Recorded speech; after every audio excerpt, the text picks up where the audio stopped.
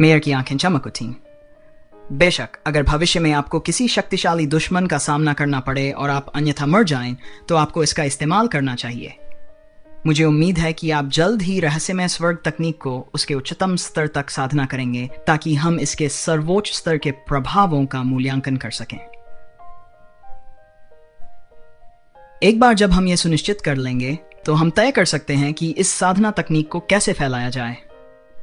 मैंने आपसे ये बताने के लिए इसलिए कहा था क्योंकि मैं इसका संदर्भ देना चाहता था और किसी भी स्थिति के लिए बैकअप रिकॉर्ड रखना चाहता था, लेकिन मैं फिर से कहता हूं, अभी कोई और नहीं जान सकता।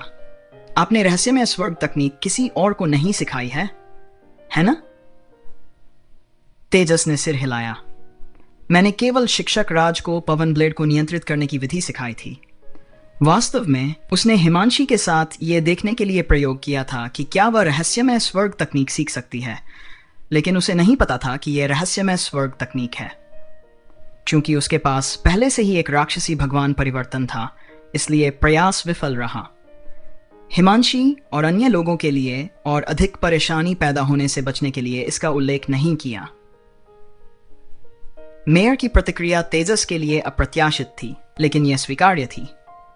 हालांकि उसकी वर्तमान आध्यात्मिक शक्ति बहुत अधिक नहीं थी, उसकी आध्यात्मिक शक्ति में छिपी दिव्य चेतना का अंश यह पहचानने के लिए पर्याप्त था कि किसी व्यक्ति के शब्द ईमानदार हैं या नहीं। अच्छा, याद रखें, आपने आज जो कुछ भी मुझसे कहा है उसे किसी और से न कहें, चाहे वह हमारे संगठन के लोग ही क्यों न हों। मैं आपकी पूरी स्थिति पर एक गोपनीय फाइल रिकॉर्ड करूंगा। जब तक मैं जीवित हूं, कोई भी इसे एक्सेस नहीं कर पाएगा, यहां तक कि हमारे संगठन में उच्च पद पर बैठे लोग भी नहीं। अगर मैं मर जाता हूं तो मेरा उत्तराधिकारी यह फाइल प्राप्त करेगा और आपसे संपर्क करेगा। जितने कम लोगों को पता चलेगा, आप उतने ही सुरक्षित रहेंगे। वह क्षण भर के लिए रुका और उसकी आंखों में चमक सी आ गई। अगर इस तकनीक को और ऊंचे स्तर पर ले जाया जा सके और हम इसे उचित समय सीमा के भीतर करने में सक्षम हों, तो शायद मानवता को अपना अवसर मिलेगा। हाँ। तेजस ने बार बार सिर हिलाया। उसे समझ नहीं आ रहा था कि और क्या कहे। जब मेयर को उसका रहस्य पता चला तो तेजस उसे चुप कराने के लिए तैयार था। उसका सबसे शक्तिशाली तुरुप का पत्ता व दिव्य चेतना का अंश था जो उसने अपने पिछले जीवन से लाया था। एक बार मुक्त होने के बाद उसे विश्वास था कि यह अधिकांश समस्याओं को हल कर सकता है।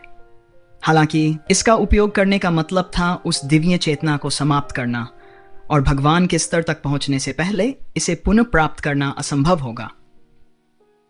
तेजस के लिए अप्रत्याशित रूप से मेयर की प्रतिक्रिया उसके द्वारा अपेक्षित सर्वश्रेष्ठ परिदृश्य से भी बेहतर थी।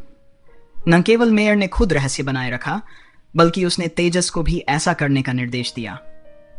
इससे रिडेम्पशन सोसाइटी के बारे में तेजस का अनुमान और भी बढ़ गया। मेरे शिष्य बन जाओ, मेयर ने अचानक सुझाव दिया। तेजस क्षण भर के लिए स्तब्ध रह गया। आपका शिष्य बन जाऊं? मेयर ने उसकी ओर देखा। उसकी निगाहें सामान्य शांति पर लौट आईं। और क्या? ठीक है। तेजस और क्या कह सकता था? आखिर जब वह किसी की छत के नीचे होता था तो उसे उसके नियमों का पालन करना पड़ता था। यह बात मन में रखते हुए वह तुरंत घुटनों के बल बैठ गया और अपना सम्मान प्रकट किया। मेयर ने संतोष में सिर हिलाया और उनके शांत चेहरे पर एक मुस्कान की झलक दिखाई दी। तेजस, अगर एक दिन यह साबित हो सकता है कि आप जिस तकनीक का अभ्यास कर रहे हैं वह पूरी मानवता के लिए उपयुक्त है, तो मुझे उम्मीद है कि आप इसमें योगदान देने के लिए सहमत होंगे। हमारी मानव जाति के उत्थान में महत्वपूर्ण योगदान देने के लिए। तेजस ने मन ही मन उपहास किया। आप तो सब कुछ जानते ही हैं, आप मुझसे और क्या चाहते हैं? मेरा नाम अभय राव है। मेरा राक्षसी देव परिवर्तन ब्लेज टाइगर किंग है। ब्लेज टाइगर बाघ प्रकार के राक्षसों में दूसरे स्थान पर है, केवल टाइगर सम्राट की स्वर्णिम रक्त रेखा से पीछे। मैं 9वें क्रम पर हूं। 9वां क्रम? तेजस का दिल धड़क उठा। इस दुनिया में आने के बाद से उसने अभी अभी इस सबसे शक्तिशाली प्राणी का सामना किया था। हालांकि उनके संक्षिप्त आमना सामना के दौरान वह पूरी तरह से अभिभूत महसूस कर रहा था। अब अभय राव को यह कहते हुए सुनकर उसे अपनी साधना की सीमा का एहसास हुआ। अपने पिछले जीवन की तुलना में यह एक देव स्तर के आत्मा गुरु से नीचे के शिखर पर होने के समान था, जो एक शीर्षक वाले डोलुओं के बराबर था। और अभय राव ने जो संकेत दिया उसके अनुसार उसके राक्षसी देव परिवर्तन की रक्तरेखा शक्ति भी उल्लेखनीय थी। मेयर ने कहा, अब से आप रिडेम्पशन सोसाइटी का हिस्सा हैं। आपके साधना स्तर के आधार पर आप सीधे ऑरेंज क्लास के सदस्य बन सकते थे, लेकिन आपकी ताकत को छिपाने के लिए आइए शुरुआती रेड क्लास से शुरुआत करें। तेजस के पूछने का इंतजार किए बिना मेयर ने आगे कहा, हमारे रिडेम्पशन सोसाइटी में हर सदस्य को रैंक दी गई है। अलग अलग वर्ग अलग अलग स्तर का अधिकार देते हैं। कुल 7 वर्ग हैं जो इंद्रधनुष के रंगों के अनुरूप हैं: लाल, नारंगी, पीला, हरा, नीला और बैंगनी। लाल सबसे निचला है और बैंगनी सबसे ऊंचा है। एक नवागंतुक के रूप में आप स्वाभाविक रूप से लाल वर्ग से शुरू करते हैं। संचित योग्यता के साथ आपको पदोन्नत किया जा सकता है।